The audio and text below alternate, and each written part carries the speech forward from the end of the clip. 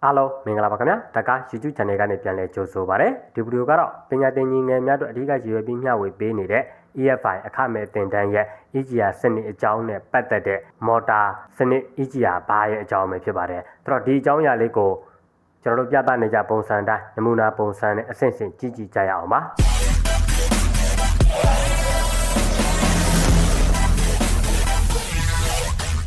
ဒါကမော်တာတိုက် EGR အကြောင်းပေါ့နော်ဒီမော်တာဆိုတာကဒီနေရာမှာ stepper မော်တာမဟုတ်ပါဘူးရိုးမော်တာပါဒါကနမူနာအပြင်ဘာကိုအခြေခံပြီးပြောထားသလဲဆိုလို့ရှိရင်ကျွန်တော်တို့အတွေ့အကြုံရများတဲ့414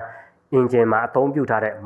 EGR ဘာရဲ့အကြောင်းကိုကျွန်တော်တို့အခြေခံပြီးတော့ပြောထားတာပဲဖြစ်ပါတယ်စနစ်တစ်ခုကိုကျွန်တော်တို့သေချာပိုင်နိုင်ကင်ထားတယ်ဆိုလို့ရှိရင်နောက်ထပ်မော်တာစနစ်တွေပါလာတယ်ဆိုလို့ရှိရင်လည်းကျွန်တော်တို့နားလည်သွားမှာဖြစ်တဲ့အတွက်ဒီစနစ်ကိုကျွန်တော်ပြရတာပါဒီစနစ်ကိုပြောမယ်ဆိုတော့ကျွန်တော်တို့ဒီမော်တာတိုက်ကိုပြောရင်မဖြစ်မနေသိစရာဒီပါလဲဆိုရင်အားလုံးညီကိုတို့ကိုနာမည်ကစပြီးမှတ်ချင်တဲ့ညီကိုတို့ရှိမှတ်လို့ရအောင်ကျွန်တော်နာမည်ကစရေးထားပါတယ် closed loop motor control system ပါဒီပုံစံနဲ့ကျွန်တော်ဒီ closed loop motor control system ဆိုတဲ့ပုံစံနဲ့ကျွန်တော်တို့မော်တာကိုထိန်းချုပ်ပါတယ် EGR မော်တာရိုးမော်တာကိုထိန်းချုပ်ပါတယ်ဒီ closed loop motor control system ဆိုတာကဘာတွေလဲဆိုလို့ရှိရင်သူ့ရဲ့ control system ဒီ၃မျိုးရှိပါတယ်ပထမတစ်ခုကတော့ direction control ပါဒုတိယတစ်ခုက torque control တတိယတစ်ခုကတော့ကျွန်တော်တို့ feedback control ဆိုတဲ့ပြီးတော့၃မျိုးရှိပါတယ် direction control ဆိုတာကတော့အလွယ်ပြောမယ်ဆိုလို့ရှိရင်ကျွန်တော်တို့မော်တာဒီဘယ်လဲမလားညာလဲမလားဆိုတဲ့ပုံစံနဲ့လုပ်ပါမယ်ဒါကိုပဲကျွန်တော်တို့မော်တာရဲ့ direction ရှေ့ကိုလဲမလားနောက်ကိုလဲမလားဆိုတာပုံစံဖြစ်ပါတယ်ဒုတိယတစ်ခုကတော့ torque control ဆိုတာမော်တာဒီအင်အားဘယ်လောက်နဲ့လဲမလဲဖြည်းဖြည်းလေးလဲမလားမြန်လဲမလားဆိုတဲ့ပုံစံနဲ့အဆင့်ဆင့်ဖြစ်ပါတယ် feedback control ဆိုတာကတော့ဒီမော်တာဒီဘယ်လောက်လဲသွားသလဲဒီမော်တာရဲ့ပမာဏဘယ်လောက်အတိုင်းအတာတွေရောက်သွားသလဲဆိုတဲ့အပေါ်ကိုကျွန်တော်တို့က feedback အနေနဲ့ပြန်ယူတဲ့ control ဖြစ်ပါတယ်ဒီစနစ်၃ခုကိုကျွန်တော်တို့ဒီ closed loop motor control system လို့ခေါ်ဆိုပါတယ်ဆိုတော့ဒါလေးကိုကျွန်တော်တို့အဆင့်ဆင့်ကြည့်ကြရအောင်ပါဒါကတော့ကျွန်တော်တို့နာမည်ကစပြီးမှတ်ချင်တဲ့ညီကိုတွေမှတ်လို့ရအောင်ဆိုပြီးတော့ကျွန်တော်ပြထားတာပဲဖြစ်ပါတယ်ဆိုတော့ပထမဆုံးဖြစ်တဲ့ direction control ကိုကျွန်တော်တို့အရင်ပြောကြမယ်ပေါ့နော်ကဲညီကိုများ direction control motor direction ကိုဖွင့်တာပိတ်တာဆိုတော့ဥပမာအဖြစ်ညာဘက်ကိုလဲတယ်ဆိုရင်ကျွန်တော်တို့ကမော်တာဖွင့်တယ်ဆိုရင်ဘယ်ဘက်ကိုပြန်လဲရင်မော်တာဒီပိတ်တယ် EGR မော်တာဒီပိတ်တယ်ဆိုတော့ညာဘက်ကိုလဲတာကိုကျတော့ကျွန်တော်တို့စာလို့ရပြောလို့ရှိရင် clockwise လို့ခေါ်တယ် clockwise ဆိုတာကဘာလဲဆိုတော့နိုင်လက်တံအတိုင်းနိုင်ရက်ဆိုတော့ဒီလိုသွားတယ်ဆိုလို့ရှိရင်ဒါကိုကျွန်တော်တို့က clockwise လို့ခေါ်တယ်အဲ့လိုမဟုတ်ဘူးနိုင်လက်တံပြောင်းမြန်ဒီလိုပြန်လဲတယ်ဆိုလို့ရှိရင် counter clockwise ဆိုပြီးတော့ခေါ်တယ်ဆိုတော့ clockwise နဲ့ counter clockwise ဒီကျွန်တော်တို့ကညာလဲတယ်ဆိုလို့ရှိရင် counter clockwise ဒီဘယ်လဲတယ်ပေါ့နော်ဘယ်လဲတယ်ဒါကိုကျွန်တော်တို့ clockwise counter clockwise motor ဆိုလို့ရှိရင်ဖွင့်တာပိတ်တာဒီပုံစံမျိုးနဲ့ပြောတာဆိုတော့ညာလဲတာကဖွင့်တာလည်းဖြစ်ခြင်းဖြစ်မယ်ပိတ်တာလည်းဖြစ်ခြင်းဖြစ်မယ်ဘယ်လဲတာကလည်းဖွင့်တာဖြစ်ခြင်းဖြစ်မယ်ပိတ်တာလည်းဖြစ်ခြင်းဖြစ်မယ်သူတိဆောက်ထားတဲ့ပုံစံပေါ်မှာမူတည်တယ်ဒါပေမဲ့ကျွန်တော်တို့သိကြသည်ညာလဲလို့ဖွင့်တယ်ဆိုလို့ရှိရင်ဘယ်လဲရင်ပိတ်မယ်ဒါမှမဟုတ်ညာလဲလို့ပိတ်တယ်ဆိုရင်ဘယ်လဲရင်ဖွင့်မယ်ဒီပုံစံမျိုးနဲ့ပဲလုပ်မယ်ဆိုတော့ဒီမော်တာကကျွန်တော်တို့အခုပြောတဲ့ရိုးမော်တာဖြစ်တဲ့အတွက်ဒါကဆိုပါစို့မော်တာ M လို့ပဲကျွန်တော်လွယ်ရေးလိုက်မယ်ဒီမော်တာမှာကျွန်တော်တို့ကဒီဘက်ကိုအပေါင်းပေးပြီးတော့ဒီဘက်ကိုအနှုတ်ပေးလို့ဒီဘက်ကိုလဲတယ်ဆိုရင်ပြောင်းမြန်ကျွန်တော်တို့ကဒီဘက်ကိုအပေါင်းပေးပြီးတော့ဒီဘက်ကိုအနှုတ်ပေးလို့ရှိရင်ဒီဘက်ကိုပြောင်းမြန်ပြန်လဲမယ်ဒီပုံစံမျိုးနဲ့လဲဒါကိုပဲ direction control ဆိုပြီးတော့ခေါ်တယ်ဆိုတော့ဒီမော်တာကကျိုးနှစ်ပင်တွေကိုအပေါင်းနှုတ်ကိုဘယ်လိုပြောင်းပေးမလဲပေါ့ဒီပေါင်းနှုတ်ကိုပြောင်းပေးတဲ့အရာလေးကတော်တော်လေးကျွန်တော်တို့လေ့ကျင့်မရှိလို့ရှိရင်ရှုပ်ထွေးနိုင်တာဖြစ်တဲ့အတွက်တခါတည်းသေချာကြည့်ဖို့တော့လိုပါမယ်ဒါလေးကိုကြိုတင်ပြောပါမယ်ပေါ့နော်ဆိုတော့ကျွန်တော်ဒါလေးကိုအရင်ပြန်ဖြတ်လိုက်မယ်ကျွန်တော်တို့ကပေါ့နော်မော်တာရဲ့ direction ကိုဘယ်လဲညာလဲကိုလှည့်ဖို့ရကျိုးကလည်းနှစ်ချောင်းနဲ့ရှိတယ်ဒါကိုအပေါင်းတို့ပြောင်းပြီးတော့ပေးလို့ရတယ် circuit ဒီကျွန်တော်တစ်မျိုးပဲရှိတယ်ဒီတစ်မျိုးကိုကျွန်တော်တို့ကတေးချပိုင်နဲ့နားလည်ထားတယ်ဆိုလို့ရှိရင်မော်တာဘယ်လဲညာလဲမှန်တယ်မြတ်ကိုကျွန်တော်တို့ကကျိုးနှစ်ကျိုးတဲ့နဲ့ဘယ်လဲညာလဲမှန်တယ်မြတ်ဒီပုံစံနေတာလှုပ်လို့တာဖြစ်တဲ့အတွက်ဒါနဲ့ပဲဆိုတော့ဒါကိုဒီ direction control ကိုထိန်းချုပ်တာကဘယ် circuit နဲ့ထိန်းချုပ်တယ်လဲဆိုတော့ circuit နာမည်လေးကိုညီကိုတို့ကိုအရင်ရေးပြလိုက်မယ် HBRIDGE bridge လို့ခေါ်တယ် bridge ဆိုတာကတရားကိုဆိုလိုတယ်H ပုံစံတရားပေါ့ဒီ H ပုံစံတရား H ပုံစံဖြစ်တဲ့အတွက်ဒီဘက်ကနေပြည်တယ်ဒီဘက်ကိုသွားလို့ရတယ်ဒီဘက်ကနေပြီးတော့ဒီဘက်ကိုသွားလို့ရတယ်ဒီပုံစံတရားပုံစံ H ပုံစံနဲ့တိဆောက်ထားတဲ့ circuit နဲ့ပဲကျွန်တော်တို့ရဲ့မော်တာကိုဘယ်လဲညာလဲကျွန်တော်တို့ကသွားလို့ရတယ်ပေါ့နော်ဒီ circuit ရဲ့နာမည်ကိုမှတ်ချင်တဲ့သူတွေရှိရင်မှတ်လို့ရအောင်ပါဘာလဲဆိုရင် bridge circuit လို့ကျွန်တော်တို့ကခေါ်ဆိုပါတယ် circuit CUID hybrid circuit ပေါ့နော်ဒီပုံစံမျိုးနဲ့ကျွန်တော်တို့လဲဆိုတော့ကျွန်တော်တို့ hybrid circuit နဲ့ motor ဘယ်လေးညာလဲကိုကျွန်တော်တို့ကြည့်ရမယ်ပေါ့ဒီ hybrid circuit ကိုကျွန်တော်တို့ကြည့်မယ်ဆိုတဲ့အခါကျတော့ဒီ H ဆိုတဲ့အတိုင်းကျွန်တော်တို့ H ပုံစံကိုကျွန်တော်ရေးလိုက်မယ်ကြီးကြီးရေးလိုက်မယ်ဟိုမှာဒီမှာကျွန်တော်တို့ H အကြီးရေးလိုက်ပြီဒါပဲဒီ circuit က hybrid circuit ဆိုဒါပဲဒါမှ H အကြီးလေညီကိုတို့မြင်နေတာဆိုတော့ကျွန်တော်တို့လွတ်နေတဲ့နေရာတွေကိုကြည့်လိုက်မယ်ဒါကိုလွတ်နေတာတစ်ခုရှိပြီ1 2ဒီမှာ3 4 hybrid circuit နော်ကျွန်တော်က motor ကိုဘယ်လဲညာလဲသုံးချင်တာဆိုတော့ကျွန်တော် motor တစ်လုံးဒီအလဲကောင်မှာကောက်ထည့်လိုက် motor ဖြစ်တဲ့အတွက်ကျွန်တော်တို့ M ဆိုပြီးတော့ပဲအလွယ်ရေးလိုက်မယ်ပေါ့နော်ဒီမှာ motor ဒီ motor ကိုဒီဘေးရဟာကိုခွဲထုတ်ပြီးတော့ကျွန်တော်တို့ကြည့်လိုက်မယ်ဆိုလို့ချင်းဒီမှာတကြိုးဒီမှာတကြိုးဒီမှာအပေါင်းလာပြီးတော့ဒီဘက်ကအနှုတ်လာရင်ညာလဲမယ်ဆိုပါစို့အဲ့လိုမဟုတ်ဘူးဒီမှာအနှုတ်လာပြီးတော့ဒီဘက်ကအပေါင်းလာမယ်ဆိုလို့ချင်း तू ကဘယ်လဲမယ်ဒီပုံစံမျိုးနဲ့ तू ကအလုပ်လို့ဆိုတော့ဒီဟာကိုဒီ H ပုံစံစားကင့်နဲ့ဒီ motor ကိုဘယ်လဲညာလဲနှစ်ကြိုးထဲနဲ့ဘယ်လိုထိမ့်မလဲပေါ့ဒါကိုကျွန်တော်တို့ကြည့်မယ်ဆိုတော့ကျွန်တော်ဒါလေးကိုရှုပ်သွားမှာဆိုလို့ကျွန်တော်အရင်ပြန်ဖြတ်ပေးလိုက်မယ်နော်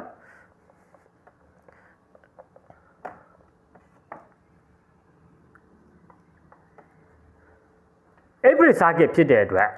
ကျွန်တော်တို့ဒီနေရာမှာခလုတ်တစ်ခုတက်လိုက်မယ်ဒီမှာလဲခလုတ်တစ်ခုတက်လိုက်မယ်ဒီမှာလဲအဲ့လိုပဲခလုတ်တစ်ခုတက်လိုက်မယ်ခလုတ်၄ခုဒီမှာလဲခလုတ်တစ်ခုတက်လိုက်မယ်ခလုတ်၄ခုဖြစ်သွားမယ်ဒီခလုတ်ကတ်မယ်ပြီးရင်ဒီခလုတ်ကတ်မယ်ဒီခလုတ်ကတ်မယ်ဒီခလုတ်ကတ်မယ်ဒီဟာတွေကတ်တယ်ဆိုလို့ရှိရင်ဒီခလုတ်ကတ်ခဲ့တယ်ဆိုရင်တစ်ကလာတဲ့ power supply ဒီ motor ကိုသွားမယ်အဲ့လိုပဲသုံးပါဆိုလို့ရှိရင်လဲခလုတ်ကတ်သွားလို့ရှိရင်သုံးဝလာတဲ့ motor supply ဒီကျွန်တော်power supply ဒီ motor ကိုသွားမယ်ဆိုတော့ကျွန်တော်တို့ခလုတ်၄ခုထည့်လိုက်တယ်ပေါ့မယ်1 2 3 4ဆိုပြီးတော့ခလုတ်၄ခုထည့်လိုက်အဲ့ဒါကို power supply ကျွန်တော်တို့ဘယ်လိုပေးမလဲဆိုလို့ရှိရင်ဥပမာတစ်ခုညီကိုတို့မျက်စိတွေကိုမြင်တော့ဒီမှာကျွန်တော်တို့ကအပေါင်း12ဖို့ပဲဆိုပါစို့12ဖို့ power supply ပေးမယ်ဒီဘက်ကကျတော့ဘာပေးလိုက်မလဲဆိုတော့ ground ပေးလိုက်အနှုတ်ဒီမှာ power supply အပေါင်းလာမယ်ဒီမှာ power supply အနှုတ်လာမယ်အကယ်၍ဒီ motor ကိုညားလဲခြင်းနဲ့စောစောပြောတဲ့ဒီဘက်ကို crosswise လို့ခေါ်တဲ့ညားကိုလဲခြင်းနဲ့ဆိုလို့ချင်းဒီဘက်ကနေပြီးတော့ကျွန်တော်တို့ကအပေါင်းကိုပေးမယ်ဒီခလုတ်ကိုဒီမှာကတ်လိုက်အဲ့ဒီလိုပဲဒီဘက်ကကျတော့အနှုတ်လာခြင်းတာဖြစ်တဲ့အတွက်ကျွန်တော်တို့ကတကယ်လို့ဒီခလုတ်ကြီးကိုသွားနှိပ်လိုက်တယ်ဆိုရင်ဘာဖြစ်မလဲအပေါင်းနှုတ်ဒဲလျှော့ကြပါမှာအဲ့တော့ဒီခလုတ်ကိုနှိပ်လို့မရဘာလို့ရမလဲဆိုဒီခလုတ်ကိုနှိပ်မှရကျွန်တော်တို့ဒီခလုတ်ကိုနှိပ်လိုက်ဒီမှာလာကတ်လိုက်မယ်ဒါဆိုလို့ရှိရင်ဒီဘ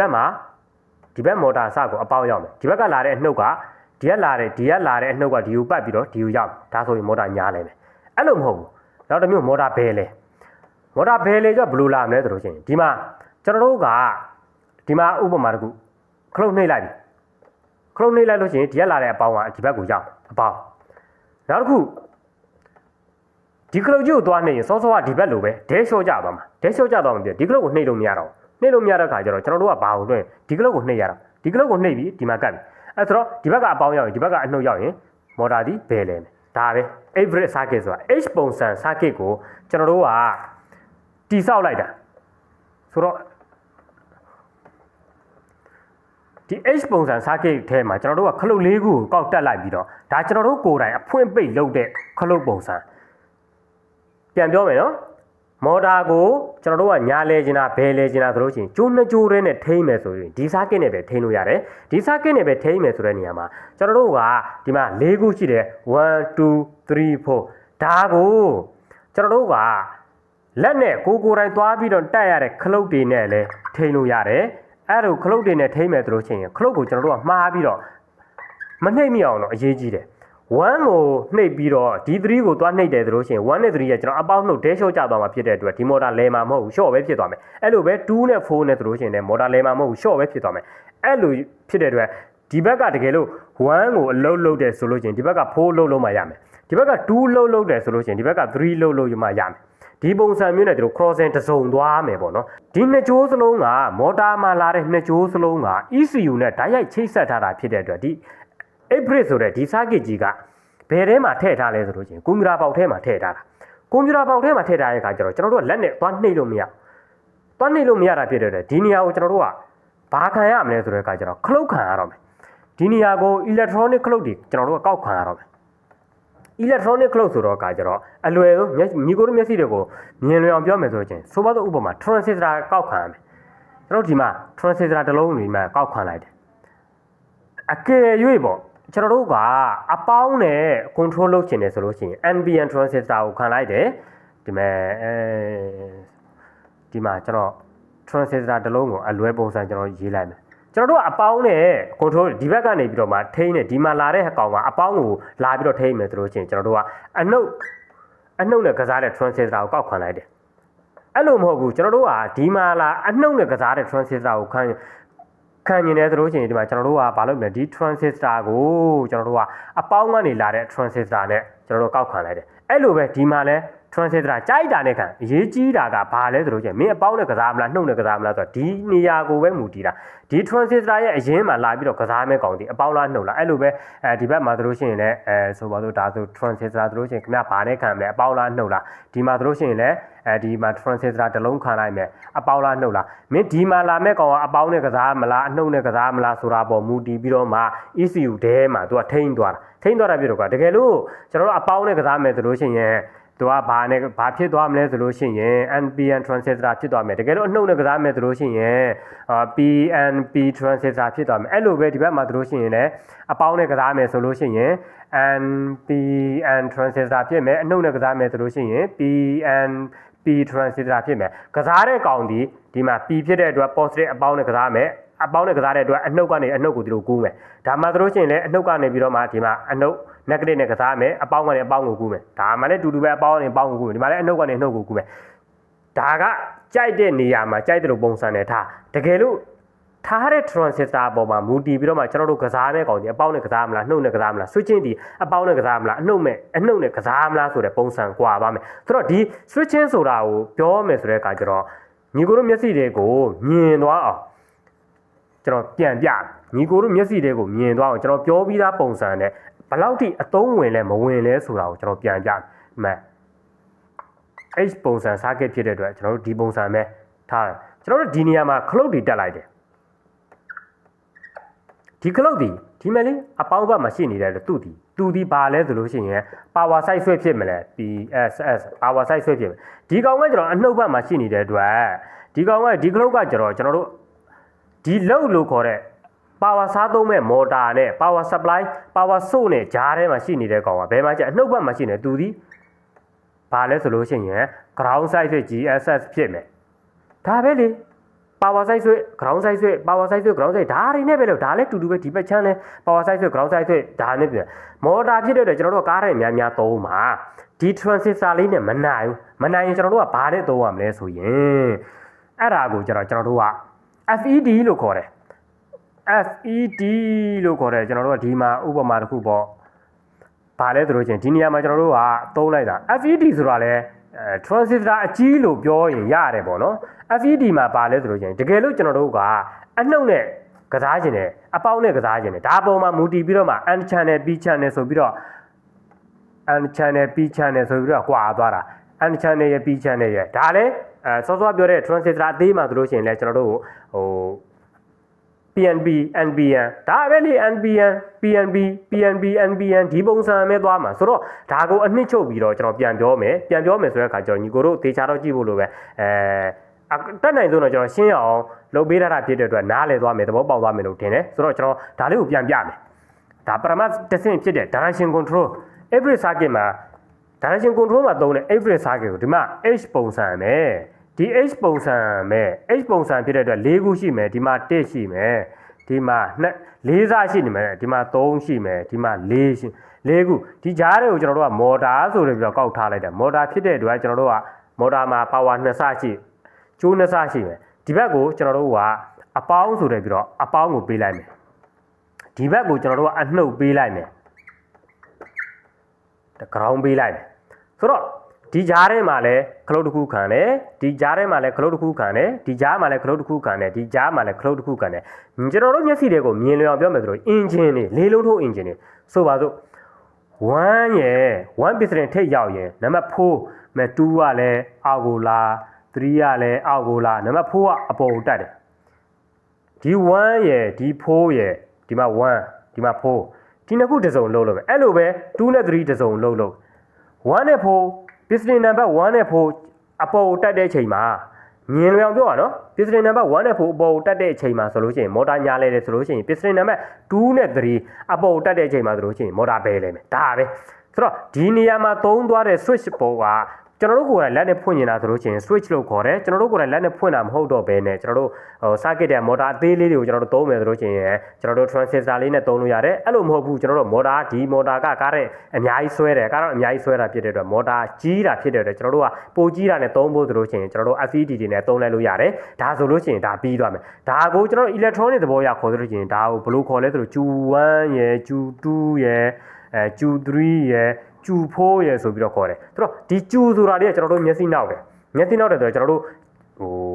့ဘယ်လိုပြောမလဲဆိုလို့ရှိရင်သုံးနေကြမဟုတ်လို့ရှိရင်ရှုပ်မှာဆိုတော့ဒီကျူဆိုတဲ့နေရာကိုကျွန်တော်ကညီကိုတို့မျက်စိနဲ့မြင်တော့ S လို့သုံးလိုက်မယ်ဒီမှာ S1 S2 ဒီမှာ S3 ဒီမှာ S4 S ဆိုတာဗာလဲ switch ခလုတ်ပဲခလုတ်1ရယ်ခလုတ်4ရယ်နှိပ်လို့ရှိရင်မော်တာညာလဲမယ်ခလုတ်2ရယ်ခလုတ်3ရယ်နှိပ်လို့ရှိရင်မော်တာဘယ်လဲမယ်ဒါပဲအဲ့ပုံစံနဲ့ဒီမော်တာကိုဘယ်လဲညာလဲမောင်းသွားတာဒီ control ကိုကြောဘယ်အလုပ်လဲ ECU ပဲလို့ ECU ကခိုင်းမှာ ECU ကအလုပ်လုပ်မှာဖြစ်တဲ့အတွက်ကျွန်တော်တို့သွားပြီးတော့လှုပ်เสียမလိုဘူးပေါ့နော်ဒါပေမဲ့ဒီမော်တာကိုဘယ်လဲညာလဲဘလို့မောင်းတယ်ဆိုတော့အတွင်းထဲကလှုပ်ပုံသဘောတရားကိုကျွန်တော်ညီကိုတို့ကိုမျက်စိတွေကိုမြင်လွယ်အောင်ကျွန်တော်ရှင်းပြတာဖြစ်တယ်ပေါ့နော်ဆိုတော့ကျွန်တော်တို့ဒုတိယတစ်ဆင့်ကိုသွားမယ်ဒီ direction control ပြီးပြီဖြစ်တဲ့အတွက်ကျွန်တော်တို့ top control ကိုသွားမယ်ဆိုတော့ကျွန်တော်ဒါလေးကိုပြန်ဖြတ်လိုက်မယ်ဒါထိရနားလဲသွားမယ်လို့ထင်ပါတယ်နော်ဒုတိယတစ်ခုက top control T O R Q U E top control top ဆိုတာဘာလဲဆိုအာမော်တာကိုတွန်းနေအားမော်တာကိုဆွဲတယ်အားဒီအားကိုကျွန်တော်ဘာနဲ့ထိမ့်လဲဆိုတဲ့အခါကျတော့ဒီနေရာမှာညီကိုတို့ပြောလို့မရသေးဘူးပြီးကျွန်တော်တို့က WM ဆိုတဲ့ password modulation နဲ့ပဲထိမ့်မယ်မော်တာရဲ့အားကိုကျွန်တော်တို့ကဆိုတော့မော်တာကြီးကဘယ်လေညာလဲတော့မှန်တယ်ဗျာဒါပေမဲ့ဘာဖြစ်သွားလဲဆိုတော့အထိန်ကိုမရှိဘူးဆိုလို့ရှိရင်လေညာလေသွားရင်လည်းအဆုံးထိလေသွားမယ်ဘယ်လေသွားရင်လည်းအဆုံးထိလေသွားမယ်ကျွန်တော်တို့လိုချင်တာကဆိုပါတော့ဟိုနည်းနည်းလေးဖွင့်ပေးတယ် EGR ဘာကိုနည်းနည်းဖွင့်ပေးတယ်များများဖွင့်ပေးတယ်ဆိုတော့ပုံစံအဆင့်ဆင့်ကိုကျွန်တော်တို့ကမရနိုင်ဘူးမရနိုင်တာဖြစ်တော့ပုံစံအဆင့်ဆင့်ရအောင်ဆိုပြီးတော့မော်တာရဲ့တော့လို့ခေါ်တဲ့မော်တာရဲ့လေပတ်နှုံးအားကိုကျွန်တော်ဗာနဲ့ထိန်းနေသလိုချင်းဒီ PWM လို့ခေါ်တဲ့ password modulation နဲ့ထိန်းပါတယ်ဒါကိုကျွန်တော်တို့ကtop control ဆိုပြီးတော့ခေါ်တယ်ပေါ့နော်အဲ့ဒီ EGR မော်တာကိုထိန်းတဲ့နေရာမှာအထိန်ကိုအနေနဲ့ဘာနဲ့ထိန်းလဲဆိုရင် PWM ဆိုတဲ့ပုံစံနဲ့ထိန်းပါတယ်ဒီ PWM ရဲ့အကြောင်းကကျွန်တော်နောက်ရောက်ရင် AC ရှင်းပြမယ်နော်အခုချိန်မှာရှင်းပြရင်ရှုပ်သွားမှာတို့ကျွန်တော်ထုံးစံတိုင်း AC ဖြစ်ရင်တကယ်လုံးဝညီကိုမျက်တည့်ကွင်းကွက်ဖြစ်အောင်ကျွန်တော်ရှင်းပြဖို့ကတော့စဉ်းစားထားတယ်ပေါ့နော်ဒါက top control အပြင်မှတ်ထားကြသည်ဘာလဲတို့ရဲ့မော်တာကိုကျွန်တော်ထိန်းတဲ့အခါမှာဖြည်းဖြည်းလေးလဲတာဖြည်းဖြည်းလေးပြန်ပိတ်တာစတဲ့ပုံစံမျိုးနဲ့ထိန်းလို့ရအောင်ဒီ PWM နဲ့ပဲထိန်းလို့ရတယ်အဲ့လိုမဟုတ်ဘဲနဲ့ကျွန်တော်စက်ပုတ်ကြီးသွားပြီးတော့ကျွေးရင်တို့ဟိုထုံတိုင်းဆိုပြီးတော့ပြောမယ် PWM ဖြစ်တဲ့အတွက်ကျွန်တော်တို့တစ်ဖက်ကအပေါင်းပေးထားတယ်ဆိုလို့ရှိရင်ကစားရင် PWM နေဒီအများတန်းကျွန်တော်တို့အများတန်းဆိုတာတဲ့အများပြည့်အနှုတ်နဲ့ကစားတာများတယ်နော်ဒီမော်တာကိုထိန်းတဲ့အခါမှာဆိုလို့ရှိရင်လည်းဒီမော်တာရဲ့စောစောပြောတဲ့ဒီပုံစံကိုထိန်းတယ်ဒီမော်တာကိုထိန်းတဲ့အခါမှာဒီဘက်ကဆိုပါစို့အပေါင်းကိုအသေးပေးတယ်ဆိုလို့ရှိရင်ဒီဘက်ကအနှုတ်ကကျွန်တော်တို့က PWM နဲ့သွားထိန်းတယ်ဒီဘက်ကအပေါင်းကိုအသေးပေးတယ်ဆိုလို့ရှိရင်ဒီဘက်ကနှုတ်က PWM နဲ့သွားထိန်းတယ်ဒီလို crossing ပုံစံနဲ့ထိန်းတာနော်ထိန်းတဲ့နေရာမှာအပေါင်းကိုတော့အသေးပေးတယ်ကျွန်တော်တို့မော်တာညာလဲတာပဲဖြစ်စေဘယ်လဲတာပဲဖြစ်စေအပေါင်းကိုစနပ်ပုတ်အသေးပေးတယ်အသေးပေးပြီးတော့မှကျွန်တော်တို့က PWM နဲ့ကျွန်တော်တို့က negative switching ပုံစံနဲ့လှမ်းပြီးတော့ထိန်းနေပေါ့နော်ဆိုတော့လည်းကျွန်တော်ပြောခဲ့ပြီးသားပါကျွန်တော်ဟိုဗာလဲဆိုရင် power side switch ground side switch ပုံစံနဲ့ထိန်းတယ်ဒီနေရာမှာ ground side switch ပုံစံနဲ့တော့ထိန်းတယ်ဒါပေမဲ့ဘာနဲ့ထိန်းလဲဆိုတော့ PWM ဆိုတဲ့ပုံစံနဲ့ထိန်းတယ်ဒါကအနေအမြန်ကိုကျွန်တော်တို့စိတ်ကြိုက်ပုံစံနဲ့သုံးလို့ရအောင်ထိန်းတယ်တတိယတစ်ခုကျွန်တော်တို့ကြည့်မယ်တတိယတစ်ခုကဘာလဲဆိုလို့ရင် feedback control feedback control ကိုကျွန်တော်တို့ပြောမယ်ဆိုတဲ့အခါကျတော့ကျွန်တော်အစောပိုင်းလေးကပဲဒီဗီဒီယိုမလုပ်ခင်အစောပိုင်းလေးကပဲကျွန်တော်တို့ဗီဒီယိုတစ်ပုတ် Facebook မှာတင်ပေးထားတယ်။ဘာလဲဆိုလို့ရှိရင် Land Cruiser ဖင်ထောင်တဲ့ဟာနဲ့ပတ်သက်တဲ့ပြီးတော့ကျွန်တော် BMW ရဲ့ဟို AFZ Adaptive Front Light ဆိုတဲ့ကျွန်တော်ရှေ့မီးကြီးအနေအမြင့်ကစားတဲ့ကောင်နဲ့ပုံစံအတူတူပဲဒီမော်တာမှာသုံးတာတယ်။ဘာလဲဆိုလို့ရှိရင် Potential POTENTIO potential meter ပဲ potential meter ဖြစ်တဲ့အတွက်ဘာလဲဆိုလို့ရှိရင်ကျွန်တော်တို့မျက်စိတွေကိုမြင်လွယ်အောင်ဒီလိုဝိုင်းပြလိုက်မယ်ဗျာဒီမှာအပေါင်းတစ်သားရှိမယ်ဗျာဒီမှာနှုတ်တစ်သားရှိမယ်ဗျာဒီကြားထဲကနေ signal ကဒီကယူမယ်ဗျာဒီ signal ကျော်ဒီဟာနဲ့ ဒီပတ်ပတ်လေကိုဒီလိုပြေးနေပါပဲဒီ signal ကဒီလိုပြေးနေပါပဲဒီကြားမှာဒီမှာ resistance တွေရှိမယ်ဗျာဒီမှာအပေါင်းဒီမှာအနှုတ်ဆိုလို့ချင်းဒီကောင်ကအပေါင်းဘက်ကိုရောက်နေလို့ရှိရင် resistance ဘလောက်ဒီမှာဘိုးဘလောက်ပြန်ထွက်မလဲတကယ်လို့ဒီဘက်ကိုရောက်သွားပြီဆိုလို့ရှိရင်ဒီကောင်ကဘိုးဘလောက်ပြန်ထွက်မလဲဒါတွေနဲ့ပဲကစားတာဒီဟာကတေချာနားလိုက်ခြင်းလေတကားကျိုးသုံးမင်းတဲ့ဟာမှာကျွန်တော်ပြည့်စုံပြောပြီးသားဖြစ်တယ်ပေါ့နော်ဒါကဘာလဲဆိုလို့ရှိရင်ကျွန်တော်တို့ feedback control လို့ခေါ်တာ feedback ဆိုတာကဘာလဲဆိုလို့ရှိရင်ဒီ motor တစ်လုံးအလုံးလုံးသလားမလုံးဘူးလားဘယ်လောက်လုံးသလဲမလုံးဘူးလဲဆိုတာကိုဒီ feedback ပြန်ယူတယ်ကျွန်တော်တို့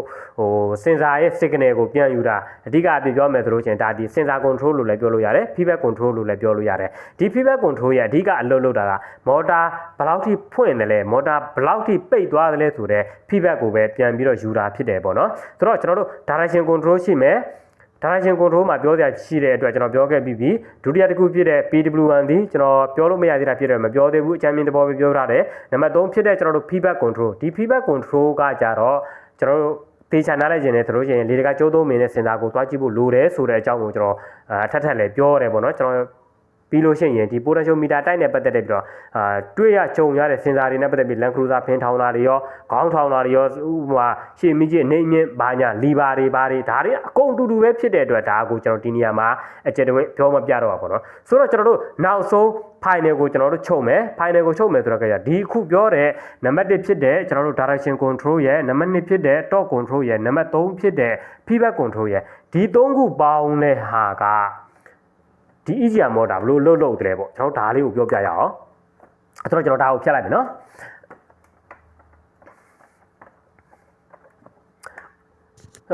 ်ဥပမာတစ်ခုပေါ့ EGR motor ကကျွန်တော်တို့ဘယ်လောက်ဖွင့်ခိုင်းလိုက်လဲဆိုလို့ရှိရင်30ဖွင့်ခိုင်းလိုက်တယ်30ဆိုတာ30ရာခိုင်နှုန်းဖွင့်ခိုင်းလိုက်တဲ့ဒီ EGR ဘာမော်တာကို30ရာခိုင်နှုန်းဖွင့်ခိုင်းမလား40ရာခိုင်နှုန်းဖွင့်ခိုင်းမလားဆိုတာဖွင့်ခိုင်းတဲ့ရာခိုင်နှုန်းတွေကဘယ်ပေါ်မှာမူတည်လဲဆိုရင်လုတ်လို့ခေါ်တဲ့အရာပေါ်မူတည်တယ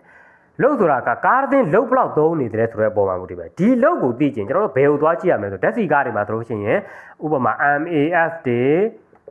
MAP တွေကိုသွားကြည့်MAF တွေ MAP တွေဒီနေရာတွေကနေပြီးတော့မှရလာတဲ့လုတ်ပမာဏပေါ်မူတည်ပြီးတော့ EGR ဘာဒီဘယ်လောက်ဖွင့်မလဲဆိုတာကိုမူတည်တာဒီဇယ်မှာဆိုလို့ရှိရင် boot pressure sensor တွေရှိမယ် MAP sensor တွေရှိမယ်ဒါတွေပေါ်မှာမူတည်ပြီးတော့သွားရတယ်ပေါ့နော်ဆိုတော့ကျွန်တော်တို့ဒီလုတ်ပေါ်မှာမူတည်ပြီး EGR ဘာကိုကျွန်တော်တို့က30ရာခိုင်နှုန်းဖွင့်ခိုင်းလိုက်ပြီ30ရာခိုင်နှုန်းကျွန်တော်တို့ကဖွင့်ခိုင်းလိုက်ပြီဟုတ်ပြီအဲ့ဒါဘာလဲဆိုလို့ရှိရင်မော်တာရဲ့ direction control ရကျွန်တော်တို့ကညာဘက်ကို30ရာခိုင်နှုန်းဖွင့်ခိုင်းလိုက်ပြီပဲဆိုပါစို့30ရာခိုင်နှုန်းဖွင့်ခိုင်းလိုက်ဟုတ်ပြီဒုတိယတစ်ခုဘာလဲဆိုလို့ရှိရင် torque control